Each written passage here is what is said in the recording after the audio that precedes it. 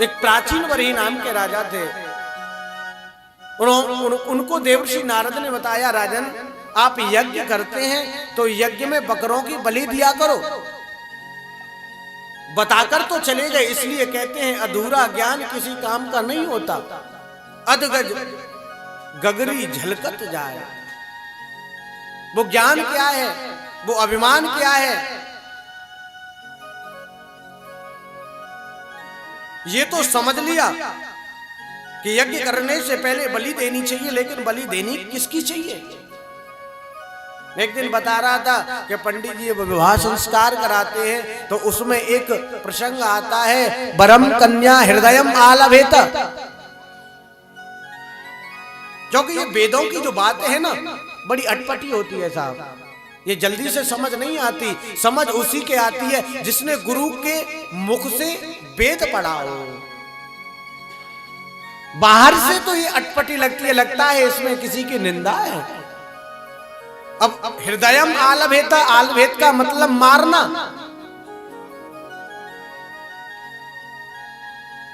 अब पता कहां से होगा, क्योंकि आजकल हम पंडित जी पे ध्यान ही नहीं देते ना।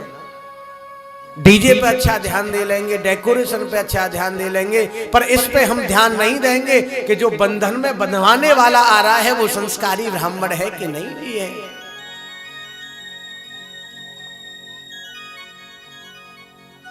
तो ब्राह्मण बोलते हैं कन्या, बरम कन्या हृदय आलभेत, आलभेत का मतलब मारना। जब बर कन्या को मार ही देगा तो विवाह किससे करेगा, क्योंकि आलभेत का मतलब स्पर्श करना भी है। तो ऐसे ही आप यज्ञ करने बैठे, उस प्राचीन वरही राजा ने यज्ञ पर यज्ञ किए, लेकिन बहुत बकरों की बलि दी, बहुत जीवों की बलि दी।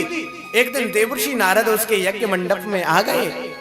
उसने देवर्षि नारद का बड़ा सम्मान किया, स्वागत किया। सम्मान करने के बाद किसी साधु संत का कोई आप सम्मान करें, स्वागत करें, प्रणाम करें, तो साधु संत आशीर्वाद देता है, बहुत खुश रहें, आनंद करें, बहुत अच्छा कार्य करें। लेकिन देवर्षि नारद ने कहा, राजन तुम तो आशीर्वाद के भी लायक नहीं हो, तुम तो बड़े पापी हो। अब जिस राजा ने यज्ञ पर यज्ञ किए हो और कुशाओं से भूमि को ढक दिया हो, और उससे देवर्षि नारद कहे, राजन तुम बहुत बड़े पापी हो। राजा आश्चर्य में पड़ गया, प्रभु आप मुझे पापी बता रहे हैं? अरे मैंने तो इस भूमंडल को, इस पृथ्वी को कुशाओं से आट दिया, मैंने तो अनगिनत यज्ञ किए।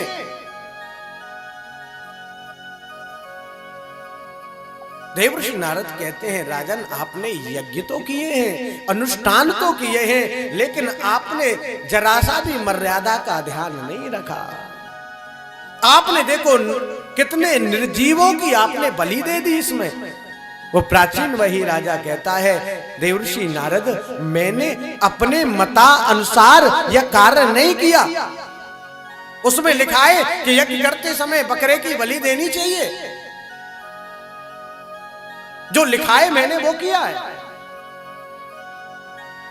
देवर्षि नारद कहते हैं, राजन लिखा है, लेकिन आपने उसका अर्थ नहीं समझा। वो क्या कह रहे हैं, शास्त्र का वाक्य क्या है, शास्त्र क्या कहना चाहता है। क्योंकि पढ़ने और पढ़ाने, सुनने और सुनाने से काम नहीं चलता, क्योंकि एक शब्द के अनेक प्रकार के अर्थ होते हैं प्यारे। और राजन जिन जीवों की आपने बलि दी है ना, आप आकाश मार्ग में नजर उठाकर देखिए, ये आपसे बदला लेने के लिए सब इंतजार में खड़े हुए, एक एक करके आपसे बदला लेंगे।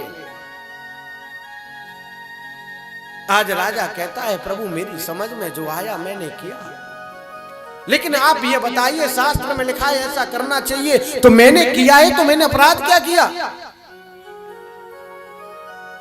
देवर्षि नारद कहते हैं, राजन उस यज्ञ में किसी जीव की बलि देने के लिए नहीं लिखा, उसमें लिखा है जब आप यज्ञ करने बैठे तो आप सबसे पहले अपने अभिमान रूपी बकरे की बलि उस यज्ञ कुंड में दें, उसके बाद में ही आप यज्ञ करने के अधिकारी होंगे।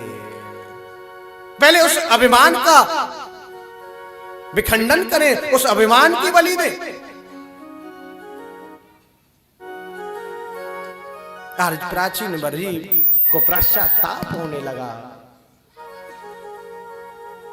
प्राचीन बरही कहता है, प्रभु मुझसे गलती हो गई, अब मैं क्या कर सकता हूं? तो देवश्री नारद ने उन्हें उपाय बताया कि केवल एक ही कार्य करें, आप पश्चाताप करें। तो ये गोपियां अभिमान से रहते हैं प्यारे।